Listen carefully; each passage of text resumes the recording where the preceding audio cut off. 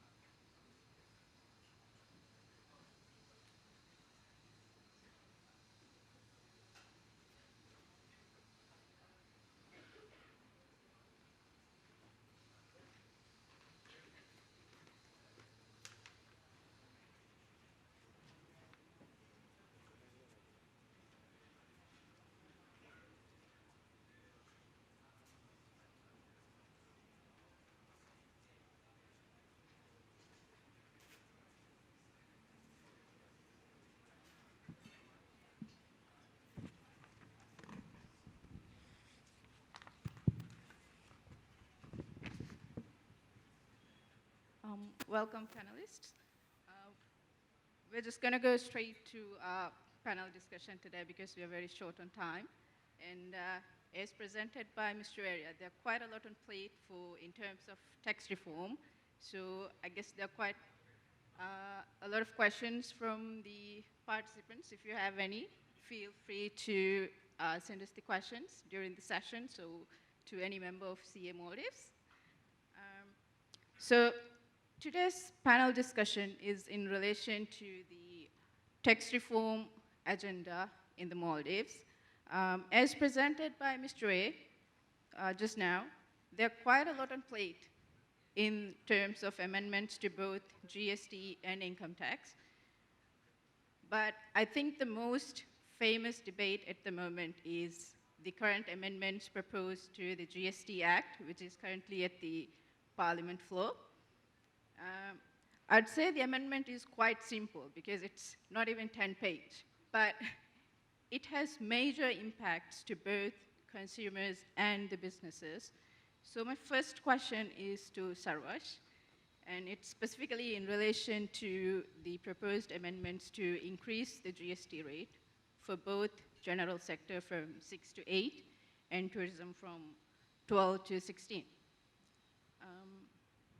I think the main area of concern is not in relation to the uplift of the rate itself, but the time frame that's allowed in the proposed bill to make this effective. So in your opinion, do you think it's a reasonable time frame to increase the GST rate? The current proposal is to increase the rate from 1st of January 2023 onwards, which is just 2 months away.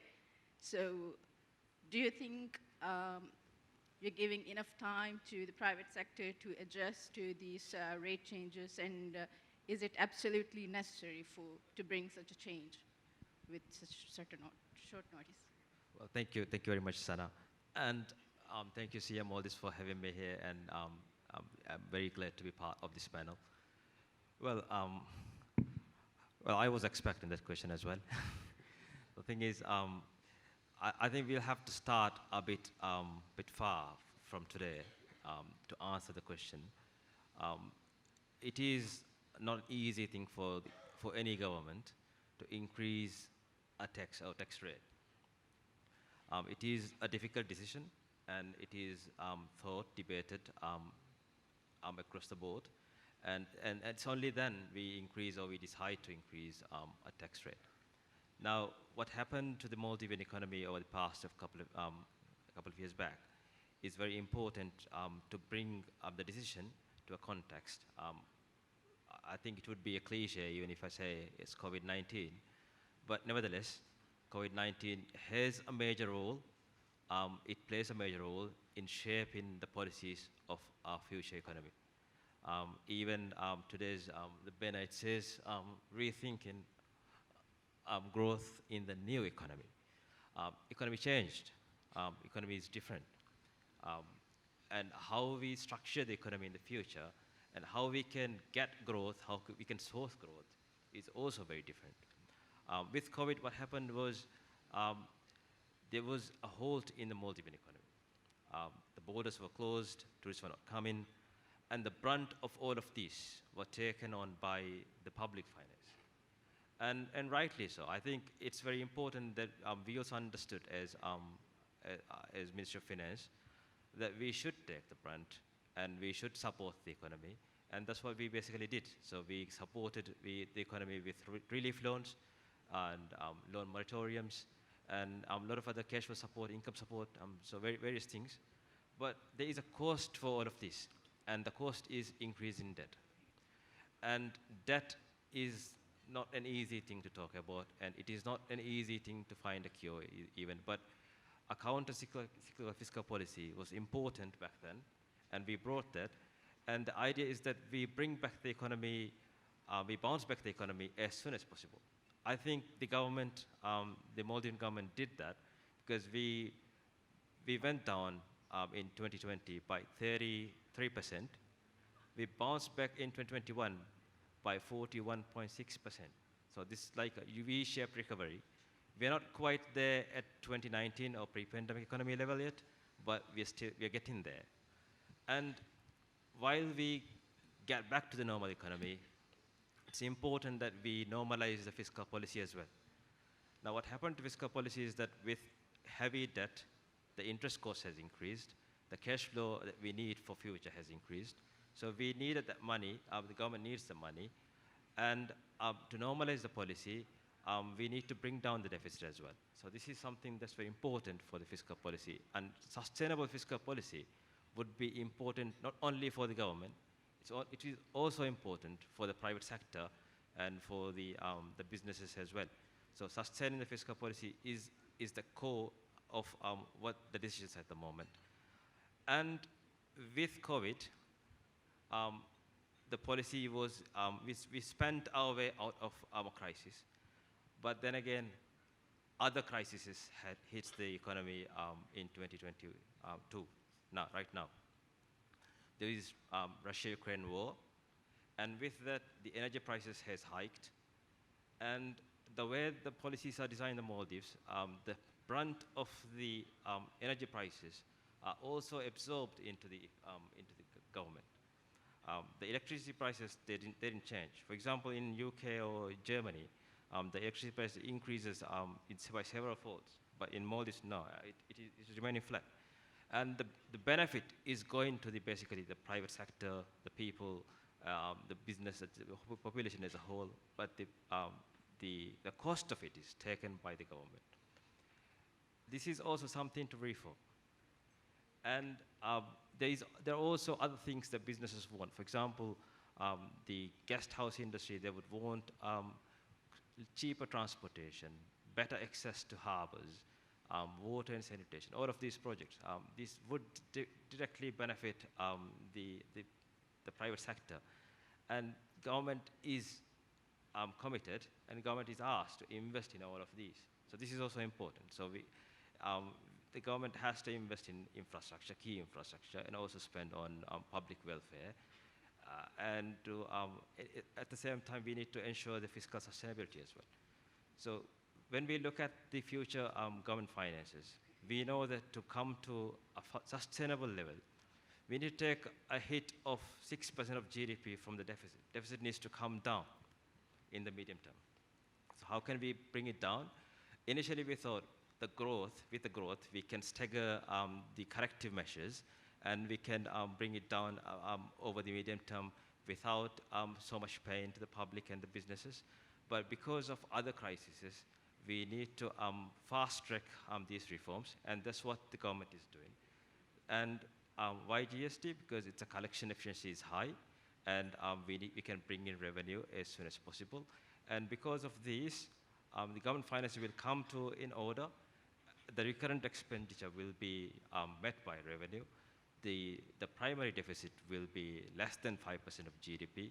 And all of these will help the businesses in the future, in the long run. Maybe it may not help in the short run. And I believe that right now there are 2 months, and 2 months may not be enough. I can sympathize with that. But because the time is so short, what we did initially was that we introduced, with the fiscal strategy, we introduced our intention to change the tax rate as soon as possible. And we met with the industry, and we communicated the industry with the intention to change the rate. Obviously, nobody would be happy to increase the rate. Even if we give 1 year, people would still say, it's not the time, it's not the right thing to do. But I think to increase the fiscal sustainability, to get things in order, to take corrective measures for the future of the country, and to get growth that is necessary for the country, to increase our investment in infrastructure, I think that sustainability fiscal policy is necessary. And for this, the GST is one of the fiscal reforms that has to be done. At the same time, this is, bear in mind, this is 3% of the reform that we want to undertake. The other 3% is coming from the expenditure side.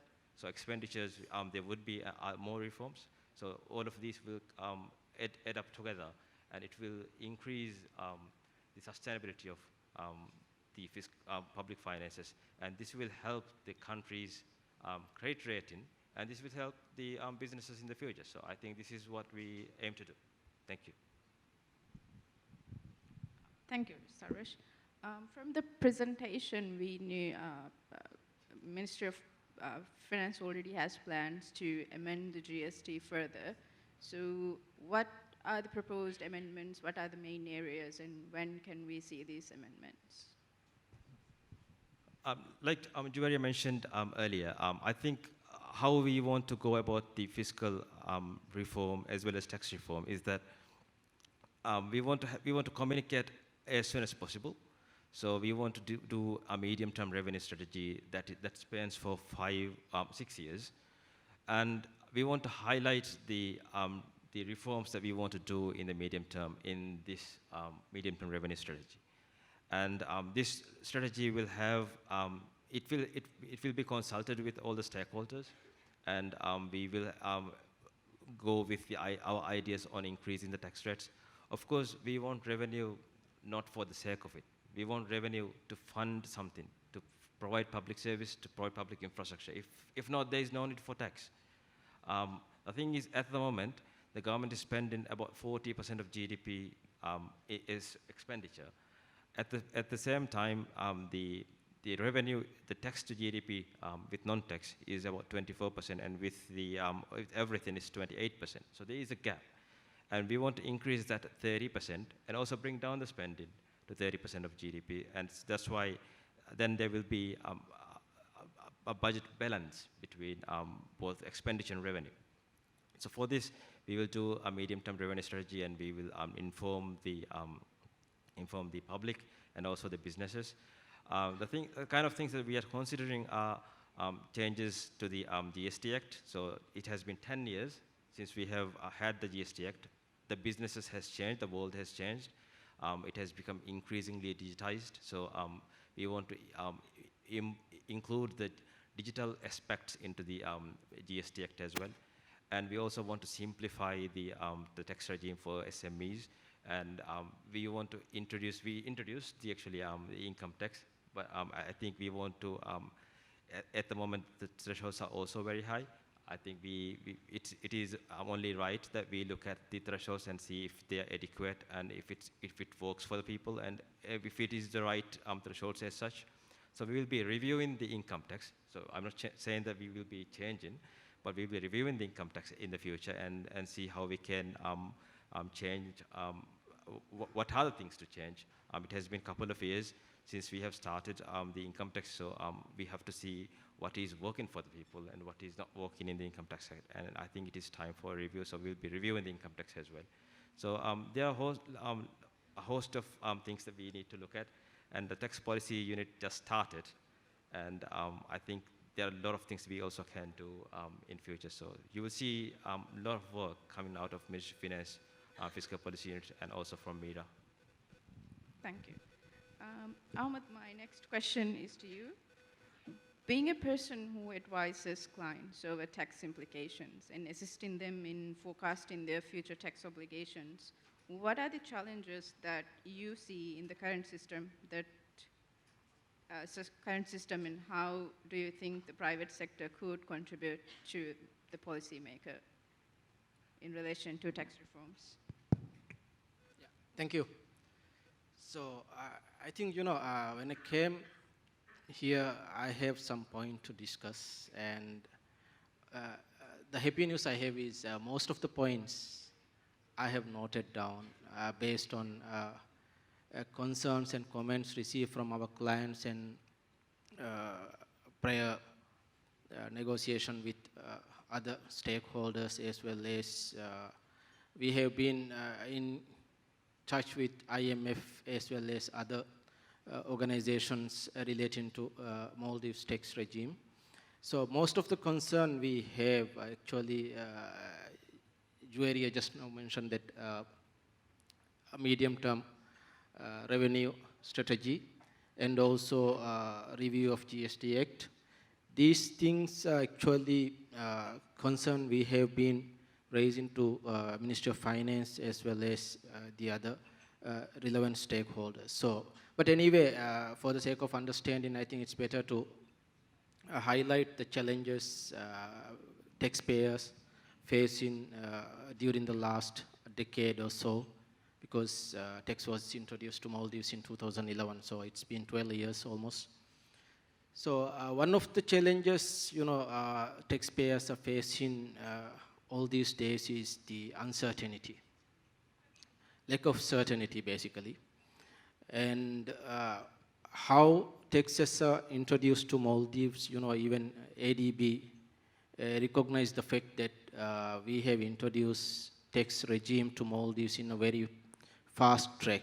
So basically we do understand the fact that back then even government doesn't have enough time to educate or communicate or to give enough time to the businesses when they initially introduced the tax system. However, it's been like 10 years or basically 12 years since the inception of MIRA. So as we all know, whenever any business decision is being made, whether to invest or to diversify their business, one of the factors that each and every, you guys are very familiar with that, when you do your feasibility analysis, tax and economic situation of that particular country is one of the major component or factor which you factor into your evaluation. So frequent changes to the tax regime is obviously not a factor or not a thing which any business like to have. However, unfortunately, during all these years, we have this. For example, GST rate from 2011 to 2014, within 4 years, I think 3 times it's been changed. And then again, green tax was introduced, and unfortunately, green tax was abolished. And again, it came into picture. Then again, income tax. So I think most of the businesses, being the corporate citizens, being the good corporate citizens, they have no issue to pay tax. At least most of our clients, obviously, they have no issues to pay tax.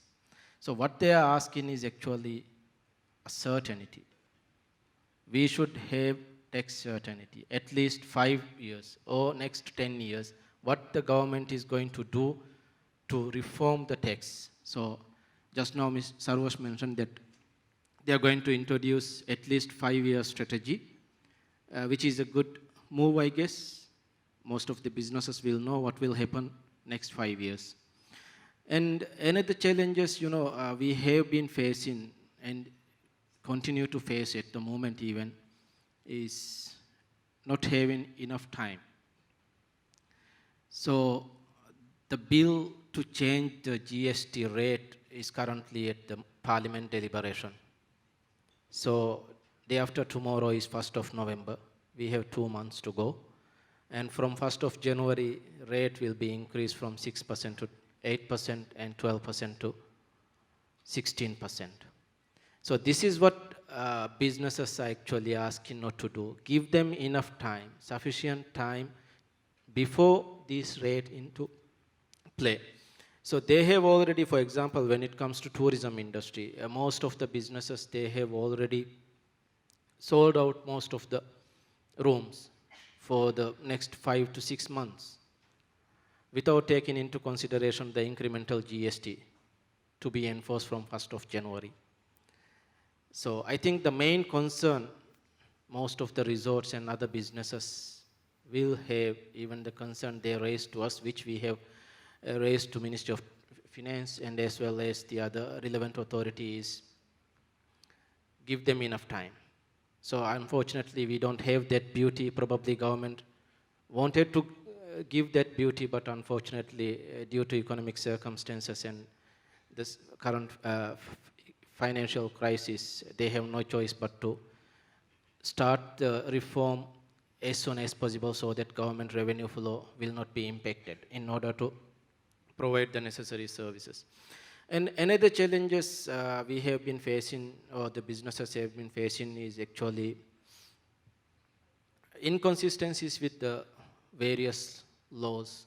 For example, you all know that recently we have to pay airport development fees and airport service charge, which is now we call airport departure tax. So according to the law, airlines are supposed to pay that in US dollar. But we have been receiving continuous complaint from our clients, airlines, saying that MMA is insisting them to sell the ticket for MVR. So MMA is insisting airlines to sell the ticket for MVR. On the other hand, MIRA and the basically tax law requires them to pay same thing in US dollar. We all know based on yesterday's discussion even, I don't want to say black market, but most of the airlines now they are buying it at parallel market. So these things need to be fixed when the broad reform of taxation is taken place. I think most of these comments which we have already communicated earlier as well. So probably Saruvash and his team will take these things into consideration, and we will see a positive move with this medium-term revenue strategy. Thank you. Thank you, Ahmed. Mr. Iyer, now you've seen that in our country, several changes are made to the tax laws, like the proposed amendment to GST Act. As I said, the issue that's concerned to many is the effective period or the time given to adopt to these changes. When we enacted the Income Tax Act, it was enacted in December 2019, which was effective from 1st of January 2020. So if we look at the trend, the effective period or the applicable period for these tax laws, some major changes are very small compared to other countries. What's your advice to the accountants here when taking these regulatory changes into consideration in terms of costing and financial reporting?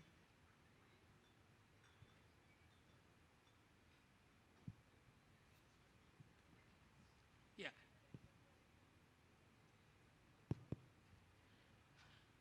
Good evening. I'm very much thankful to CMA Maldives for inviting me and inviting our institute for the forum. And it's an excellent opportunity, and I'm very much thankful to the President and Accountant General for inviting us. It's an excellent question. And as far as in India is concerned, we are able to come out with the software. Most of the companies are using the software. And the software providers like Tally or SAP or Oracle, whoever it is, they are immediately able to come out with the changes in the software. And especially for as far as the GST and other things are concerned, it is in a vibrant way. So wherever the changes are there, we'll be able to make it. As far as the other structural changes are concerned, they'll be able to come out with the software so that within 2 months or 3 months, we are able to implement it. As a professional, as an accountant of the various stakeholders, we should be able to implement whatever the changes the government is bringing so that the industry will not be suffering, industry will be able to implement the same. So we are the service provider, we are the link between whatever the authorities are giving the policy, and we should be able to implement it. It's our responsibility to see that whether it's a manual or it's almost all the company now, 99% of the companies are using the software only. Whether it's the MSME also, for their sales and everything, they are using the software only. So changing the software by service provider is easier, and that is how we are doing it. Changing the rate or changing the policy, changing the structure changes, it is being done by the software provider, and we do it as an accountant. Thank you. Thank you, Mr. Iyer. My next question is to Saruvash again, which is very much in relation connected to our topic today, rethinking in a new economy. You mentioned previously that the ministry is planning to introduce GST on digital services. My question is, when do you expect these changes to be brought to, and what are the main frameworks in implementing GST on digital services, given that most of the service providers, they won't have any physical presence in the Maldives. They won't have goods. They won't have the people here. So what's the ministry's plan on implementing GST on digital services, and when can we expect these changes be publicly known? Well, thank you for the question. For the GST Act, I think we're taking a better amendment road. Yeah. The thing is, we first introduced it for comment in 2020. What we basically wanted back then was to get ideas from the public on the current GST Act and what needs to be changed. We received a few comments from various tax law firms, and these will be considered. And at the same time, we are also working with the multinational organizations such as IMF, and their report is also published now. And certain questions that we have posed to them, including how to tax the digital services and how it would be best suited in the Maldives as well. So these are the certain questions that we wanted to answer. And this will be addressed in the next amendment to the GST Act. So this is something that we are drafting at the moment. And right now, what we want to basically do is to draft a new GST Act rather than to amend the current GST Act, because the changes are a lot. So changing every clause will be cumbersome. So we are rewriting the whole GST Act, and we do have an English draft, but we will be localizing it to the Maldivian context. And one of the areas that we will be addressing is taxing the digital services. I think this is one of the areas where we are losing tax at the moment. Right now, the local company would be paying tax, but the digital company, the multinational corporation, will not be paying taxes for the transactions that they're doing in the Maldives. For example, there are also B2B transactions as well as B2C transactions. On B2B, a popular example would be the Booking.com and Agoda. And for these, there would be certain a reverse charge mechanism or withholding mechanism that would be introduced. So we will be designing this mechanism in the Act. But the thing is, in the Act, we don't want it to be too specific, but we want to provide right tools for the administration to come up with the latest technology and latest design to implement. So we want to introduce these concepts to tax certain cross-border transactions and also multinationals, so that we get the tax that is required by the Maldives. At the same time, we also need to work closely because this cannot be a local, there couldn't be a local solution for this. It is a global problem. And there are also global efforts on this. The two-pillar solution that is being talked about at the moment is something that is relevant for us. I think we are part of that, the solution. We have signed that as well. So taxing the multinationals and getting the tax that is due for us to the Maldivian economy is something that would be in the GST Act. And on the B2C transaction, for example, the local cable company, MediaNet, will be paying tax here, but Netflix, on the other hand, will not be paying tax, but they're competing in the same market. So this is also something we need to address in our GST Act, in the Tax Act. So this would also be addressed in the new GST Act. And so I think these are the main two aspects that will be addressed on digital services in the GST Act. And there are also other pressing policy questions that if you want to have a look at the GST technical assistance from IMF, it is published. So there would be a lot of areas where we would want answers, and IMF has responded with best practices and also how other countries has done so in the technical assistance report. This may not be the way that we may do it. We may localize it to our context, but we would be following similar principles. Thank you. Mr. Iyer, I believe India already has a system in place to tax digital services in terms of GST.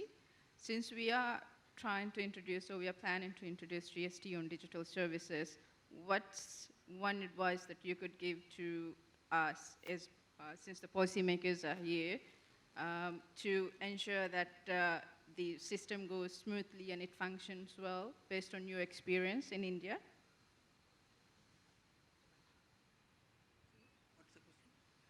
India's experience in digital services. Yeah, from taxpayers' point of view. Yeah, from the taxpayer point of view, it is actually how it is going to provide for the growth.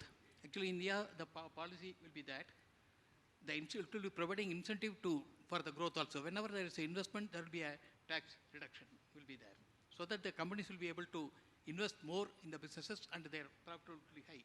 So when the economy grows and the world will be high, the collection also will be high.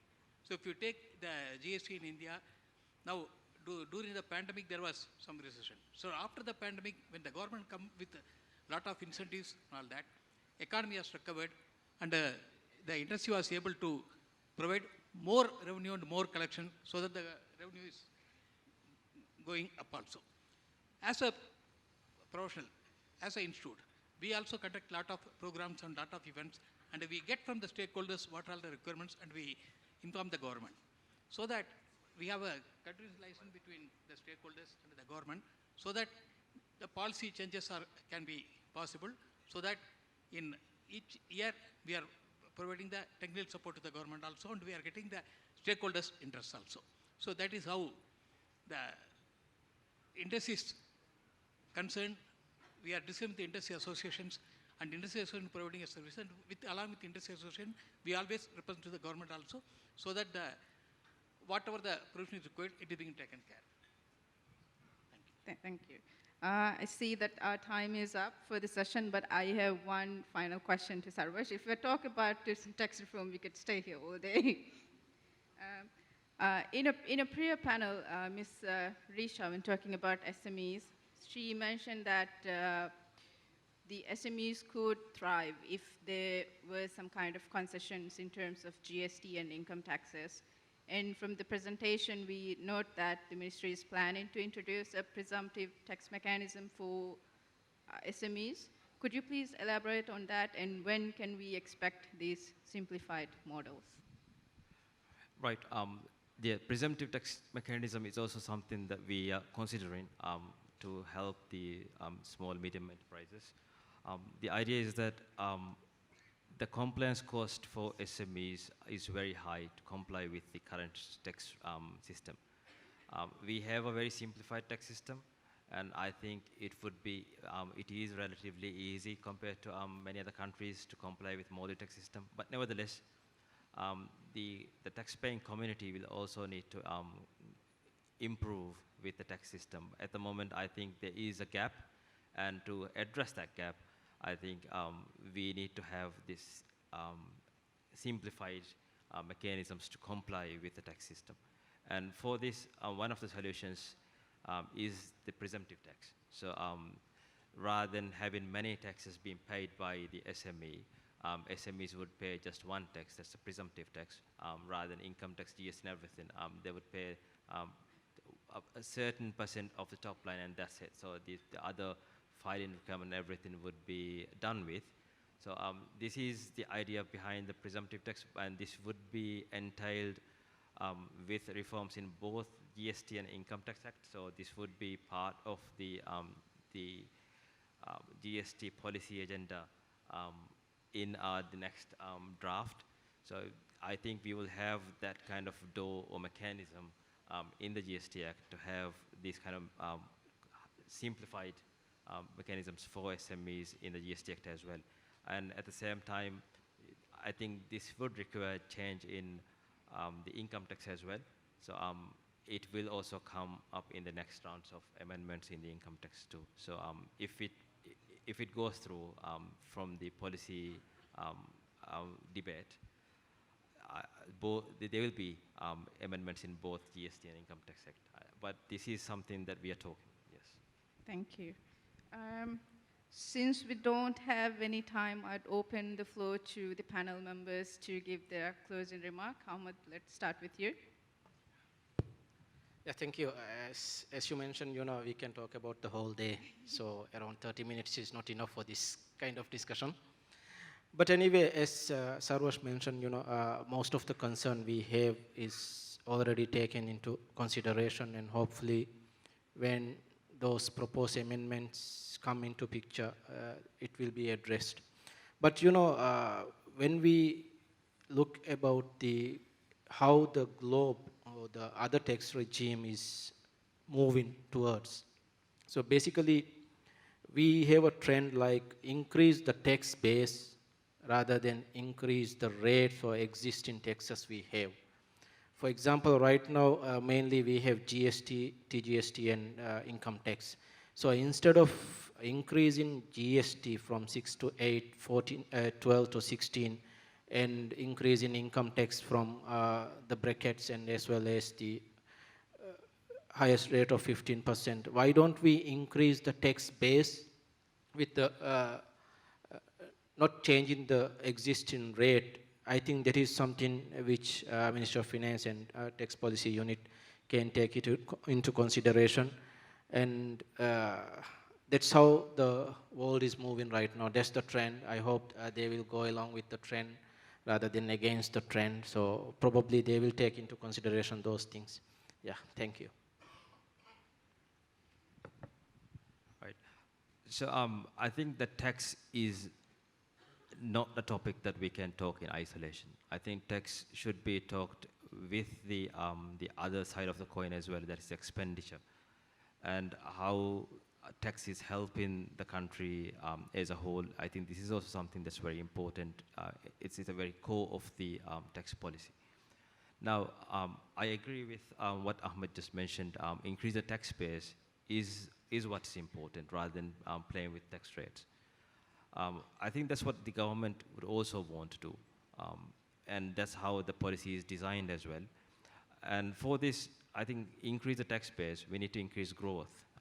The economy has to grow, economy has to expand. And with that, new businesses should come through, and new revenue, new income, new employment, and all of these should come through. With new, not only new, with economic activities, we get more GST, we get more BPT, we get more income tax. So all of these would be connected to the level of economic activity. So to protect growth, to enhance growth of the country is very, very important. So I think what we all want, basically, for the Maldivian economy is also to enhance growth, to come out of the crisis, and to maintain a high level of growth in the medium term. And this is exactly how our policy line is aligned. We have successfully returned to a pre-pandemic level, hopefully by the end of this year. And we will maintain, with God's will, a higher growth than our historical growth rate.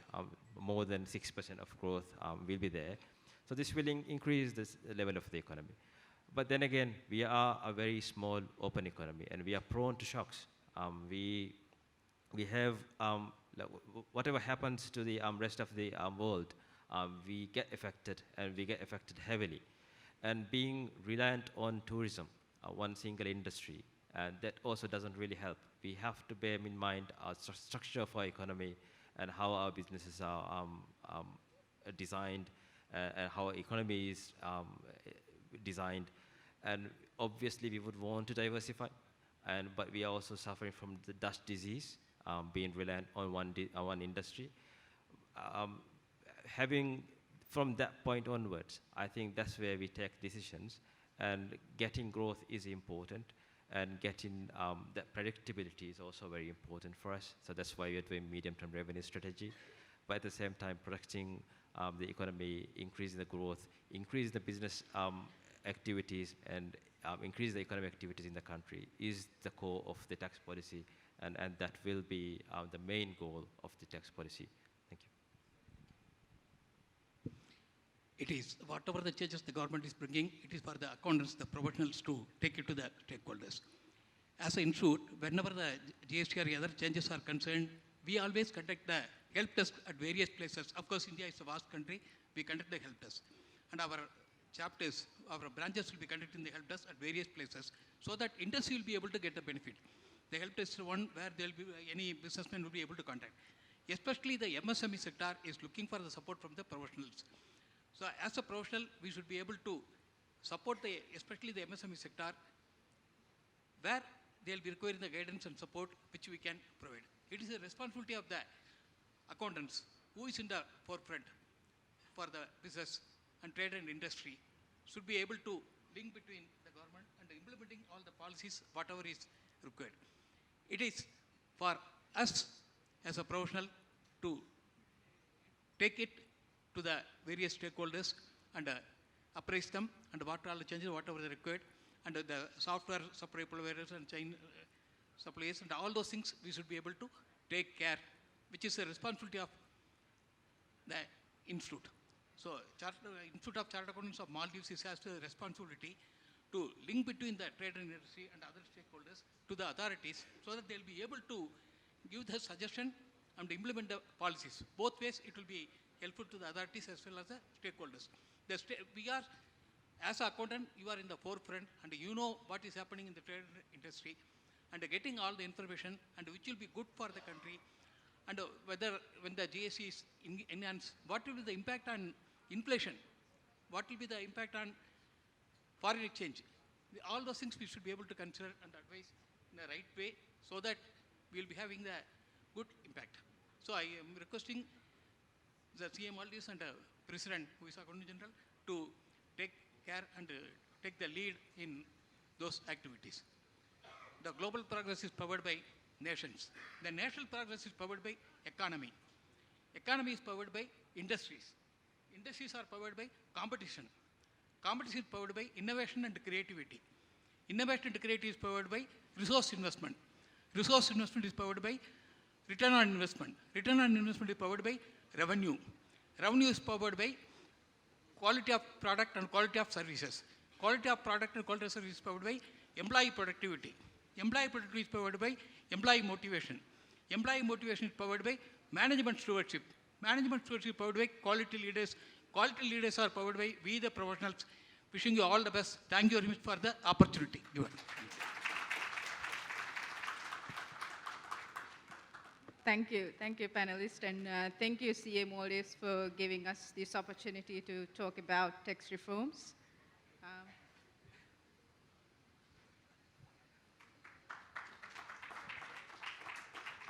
Panelists, if you can remain on the stage. I would kindly request CA Council Member and Assistant Auditor General Ibrahim Fazir to present the panelists with a token of appreciation.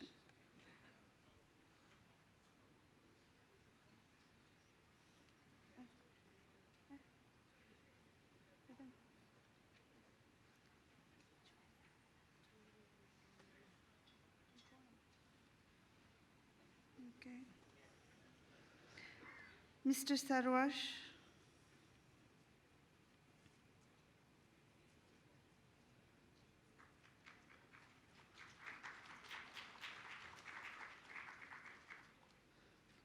Mr. Raju Iyer.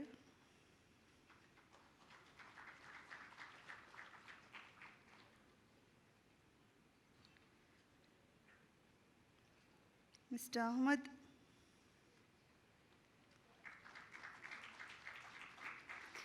I also kindly request Ms. Juwaria to come up on stage to receive a token of appreciation.